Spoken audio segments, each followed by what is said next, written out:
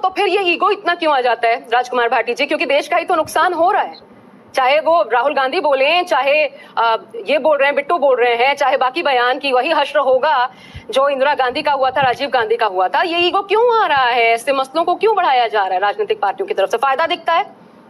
आ रही हूँ देशपांडे जी। पहली तो एक बात बिना शर्त ये है, बिना इफ एंड बट लगाए, कि इस तरह की भाषा कोई भी बोले वो गलत है, चाहे कोई से खेमे से बोली जाए, किसी पार्टी की ओर से बोली जाए, हम सबको उसका विरोध करना चाहिए, उसकी निंदा करनी चाहिए। दूसरे, जैसे उदाहरण साजिया इल्मी जी ने दिए और अनंत विजय जी ने भी दिए, जो मोदी जी के खिलाफ या भारतीय जनता पार्टी के खिलाफ जो बयान आए आपत्तिजनक, उन पर कार्रवाई हुई, मुकदमे दर्ज हुए, जेल भेजा गया। तो क्या भारतीय जनता पार्टी की सरकार इन चारों नेताओं को भी जेल भेजेगी? क्या इनके खिलाफ भी कार्रवाई करेगी, इनके खिलाफ मुकदमे करेगी? दूसरी बात, मैं बहुत एक विश्लेषणात्मक तौर पे कहना चाहता हूं कि इन बयानों से दो चीजें पता चलती है। एक तो भारतीय जनता पार्टी की सोच पता चलती है, एक भारतीय जनता पार्टी का भय पता चलता है। सोच तो ये कि इनकी आस्था कानून के राज में, लोकतंत्र में है ही नहीं, जीभ काट देंगे, आतंकवादी है। और ये तो इतनी खतरनाक बात कही है कि जो हश्र इंदिरा गांधी का हुआ वही तुम्हारा होगा।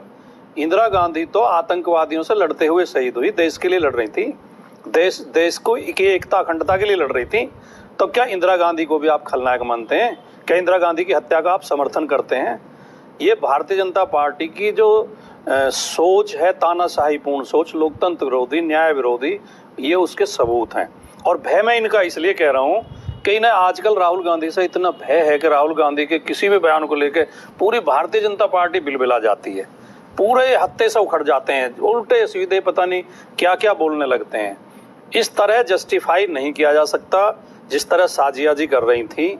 ये बहुत ही खतरनाक सोच है और ये भारतीय जनता पार्टी के नेता समय समय पर अपनी इस सोच का प्रदर्शन करते रहते हैं।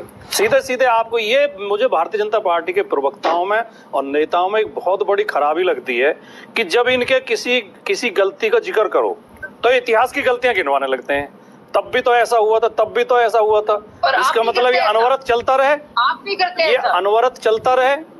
और साजिया जी, आप इतना उद्विग्न क्यों हो रही हैं? आप शुरू से ही गुस्से में थी, एकदम आप जो गुस्से में ही बात करने लगे, आप सामान्य बात कर ही नहीं पा रही। हर आप सबकी बात काट रही है। देशपांडे जी बोल रहे थे, उनके बीच में आप बोल रहे थे, मैं बोल रहा हूँ मेरे बीच में आप बोल रही थी। मैं आपके बीच में एक शब्द नहीं बोला। इसी से आपकी उद्विग्नता पता चलती है और ये कमजोरी पता चलती है कि आप जवाब नहीं दे पा रही हैं। सही बात यह है कि आपके पास जवाब नहीं है, आप इसलिए ज्यादा गुस्से में हैं। अगर आपके पास जवाब होता तो आप गुस्सा नहीं करते, आप शांति से कहते हैं कि ये बात सही है और ये बात गलत है।